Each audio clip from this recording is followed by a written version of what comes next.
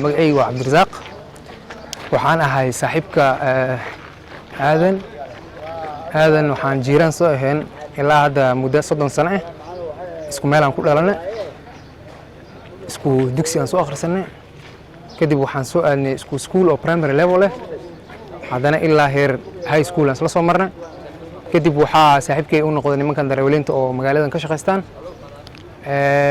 waxaa dhacday in asaga saaxiibkiis uu soo wacay oo meelahaas gaari igu dhacay niman askarna way haystaan balkaale ay imo markuu meesha tagana uu la kulmo moodkiisa oo uu dilay nin la dhihi Chalo sida asaga Chalo naftirkiisa uu xaqiijista la sheegayo marka waxaan leeyahay reer Garis siiba hadda community-ga maanta ilaa 3 ruux 5 ruux ay ka dhinteen in sidan ay si ka bedelaan waxaan meeshan u joognaa isku imaanay dhacdo xanuun leh wiilaan adeer u ahay ana horta magacayga hadaan ku bilaabo waxa la yiraahdaa Cali Xasan ninaan adeer u ahay oo Aadan Maxamed Xasan la yiraahdo ayaa xalay nin ka tirsan ciidamada booliska Garissa County Garissa Police Station oo la ugu wargeliyay inuu ka imaaday Balambala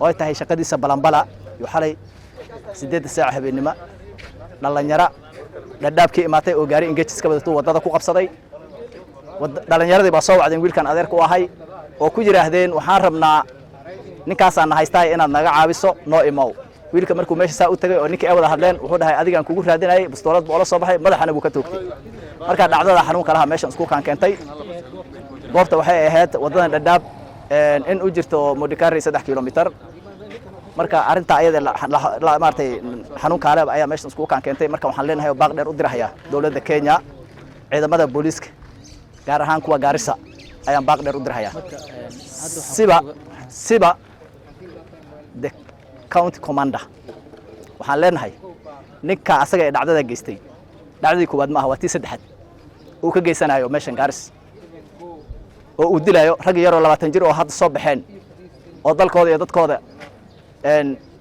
rajo kala hayeen wax ka qabtaan oo naftooda iyo noloshooda iyo reerahooda u shaqaysanayeen haddii arinta wax laga qaban waayo wax laga bedeli waayo waxaan leenahay county commander arinta ayada farba kugu godan annagana indhaha kama dadanayno qayl haday yarto waxa la yiraahdaa waxa lagu carari jiray masaajidka amaanka meeshii loo soo doodan jiray waxay ahayd police station-ka amaan xumo markay jirto meeshii lagu carari jiray amaanka laga baxsay police station-ka noqotay tunataka kueleza wa Kenya askari ya Garissa kazi yao si ya kulinda usalama na maisha ya wananchi.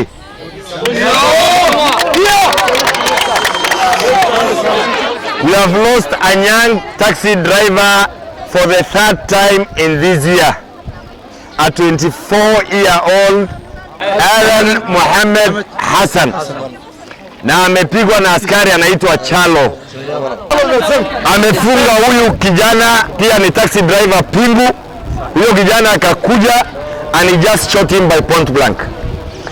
We did a demonstration na tunangojea government pathologist.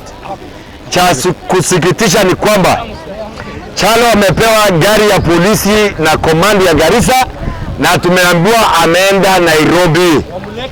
We will do demonstrations mpaka Chalo apatikane. We will do demonstrations mpaka Chalo apatikane. Chalo darling illa yenika garka lasoo qabto. We will continue mambo ya Chalo tumewaambia. Iko askari anaitwa Inspector Kibet. Iko askari anaitwa Charles. Iko askari ya KM ya gari ya agarka soo saxba. Mambo ya kuangalia M-Pesa ya wananchi is very confidential. Hii askari kazi yao ni kusumbua wananchi.